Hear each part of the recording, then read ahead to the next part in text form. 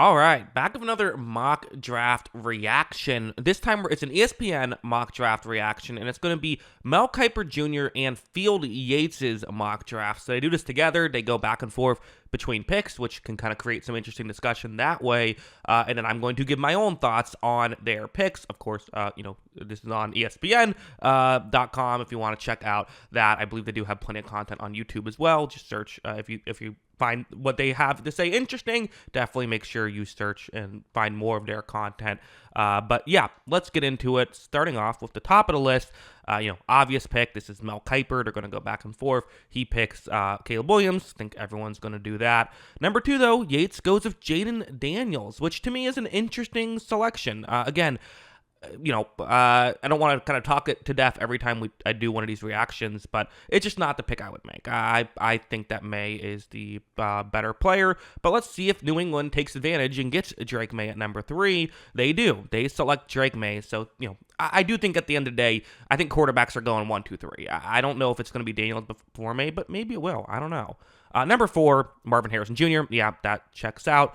Number 5, we have a trade with the Vikings. This is interesting. I haven't seen this exactly happen just yet, but it could make some sense. Again, the Chargers have a decent amount of holes, are in kind of a full rebuild right now, so getting some extra draft capital. So this would be 3 first-round picks, kind of a lot to move up from 5 to 11. I don't know if it would take that much, but they're saying 3 first-round picks, and they're going to select J.J. McCarthy. Again, I think the values might be a bit off, but who cares about that? The pick itself, the trade itself, I totally think could make some sense. You don't have to trade as far as if you were trading up to number 3, for example, but are still able to get a good quarterback. I do think Arizona would go wide receiver. I don't think you need to jump them. Sure, if you like McCarthy, I don't hate it, and I would really like it from the Chargers' perspective, especially if they got 3 first-round picks for it. Malik Neighbors to the Giants, yeah, that's the move. If he's available, take him. If not, probably Odunze would be the move. Titans getting Joe Alt, I think they would feel very happy about that. Getting the best offensive lineman, which is a big position of need and worth a number 7 overall pick. Yates goes with Dallas Turner, which I gotta be honest, I don't think I've yet to see one of these mock drafts that doesn't have Dallas Turner at number 8. It seems like that's very locked in, which, I'll say, I don't know if that's the best value pick there, but it is a position of need. So, I do like Leulatu a little more, but that's just me. Chicago Bears, Rome Odunze, yeah, totally makes sense. Again, they don't. Receiver isn't a desperate need with Keenan Allen, with DJ Moore, but why not be great there? I don't hate this at all. The Jets, Choi Fatanu, sure. I think this is an interesting selection. I don't know. I feel like there's better offensive linemen on the board, I guess is what I would say. It feels like a bit of a reach for me for him personally, and even, J.C. Latham at number 11 for the Chargers kind of feels like, a couple guys I like a little more on the board is my critique of those. The position itself for them, sure, I get that. Broncos, Brock Bowers. Again, part of me feels like, the Jets could really go with Brock Bowers. They really could. But, they need an offensive lineman too. I understand it. Okay, number 13, you have Quinyon Mitchell to the Raiders. Sure. Something I haven't seen mocked a lot, but I honestly don't hate it. And I think it actually kind of makes some sense. It could, sure, their defense was actually good last year, but why not make it better? And, I do think Mitchell's a good player, worth a good pick. So why not? Alu Fashanu, which I would have taken a little earlier. I would take if I'm the Jets or the Chargers. I don't think I let him go at that point. I think he would be a very good player for the New Orleans Saints. Really good pass protecting tackle. And for the Colts, Terran Arnold, seems like everyone's going defensive back for the Colts because it's a position of need, and there's kind of, corners worth a mid-first round pick, so kind of works out. Seahawks, okay, they don't go with offensive line. A lot of mock drafts I've done before this have gone offensive line. They feel a little bit differently.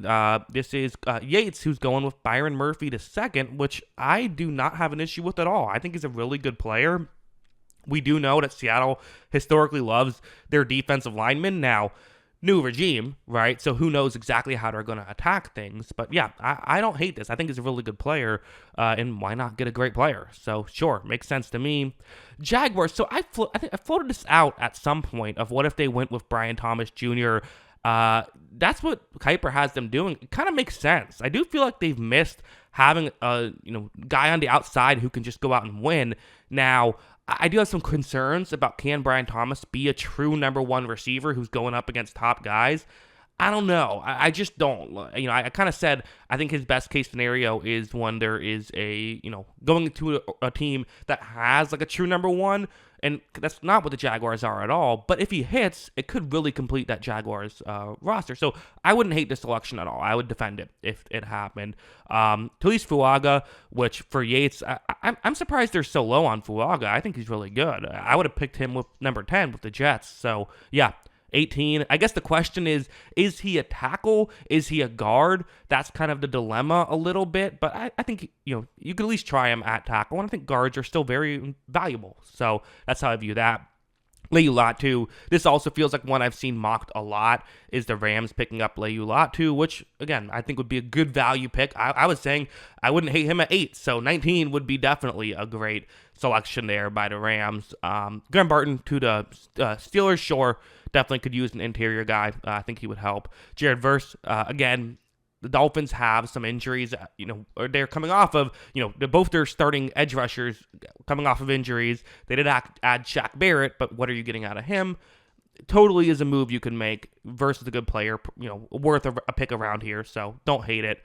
Mims to the Eagles, that's interesting.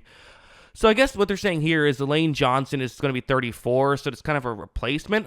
This is what the Eagles do. Like, if it was any other team, you'd kind of say that's crazy, but the Eagles do like to do stuff like this. So it's maybe not as crazy as you might think. Still a bit of a surprise for me here, though. I don't know. I think, I don't know if it's exactly where they would go about things, but, we'll see. I feel like the Eagles are kind of in a weird spot at 22. Maybe a trade is in the future for them. The Chargers go with Xavier Worthy. Okay, so again, they traded with the Vikings. So who did they get earlier again? Let's remind ourselves. They got J.C. Latham. So they get a tackle and a wide receiver. Although I gotta be honest, man, kind of feels like staying at 5 and getting Malik Neighbors would be a little bit more exciting than that. I gotta be honest, but you are getting 2 players. You are filling 2 holes there, so it does work a little better there. Tyler Guyton, not crazy about Tyler Guyton as a prospect, but it is a position of need, so fine. Packers, Cooper DeJean, again, definitely. The Packers are weird, where I feel like they have a potential answer for every position, so I actually think they could kind of just go best player available. But Cooper DeJean, there is question marks at corner, so you're hopefully sharing up one of those question marks. The Buccaneers, Chop Robinson, as a Tampa Bay fan, would be a big fan of this. A lot of people have, projected edge rusher here. Feels like the only kind of negative is the Bucs keep missing on late round edge rushers, so maybe they don't want to do that again. But yeah, I think Chop's really good. I think that would be a good selection. Nate Wiggins for the Cardinals, sure. Again, they have a lot of holes they need to be filled, so that can definitely work out. Lonnie Mitchell to the Bills, also don't have an issue with that. They need a Diggs replacement. Darius Robinson to the Lions. Don't know if that's the biggest need, but I do think it is a need, and I do think getting another defensive lineman, putting him next to DJ Reader, I kind of see him, he's been listed as an edge rusher, I kind of see him more as a defensive tackle, though. Even they have him as a 3-tech, so that probably makes more sense to me. Then Yates has Kool-Aid McKinstry, which, again, my favorite corner in the class, I think would be a perfect fit with the Ravens, definitely would be a fan of that. Jordan Morgan, I'm not sure if he's worth pick 31 for me personally, but he is a position of need, so I do understand it. Feels like a bit of a reach. Then Xavier Leggetti for the Kansas City Chiefs. Again, it's interesting. I don't actually hate that. He is someone who does, very fast player, has the kind of athletic traits that the Chiefs tend to like to go for. So, I think a lot of people have been, mocking other, like McKinstry has been kind of the guy I usually see mocked.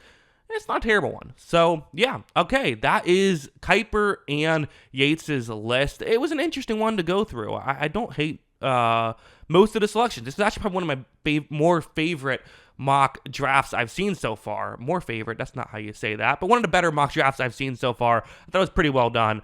Some things I disagree with, but that's always going to happen. So, yeah, those are kind of my thoughts on this. What are yours? Let me know in the comments below. Always love hearing from you. And, of course, as always, thanks for watching.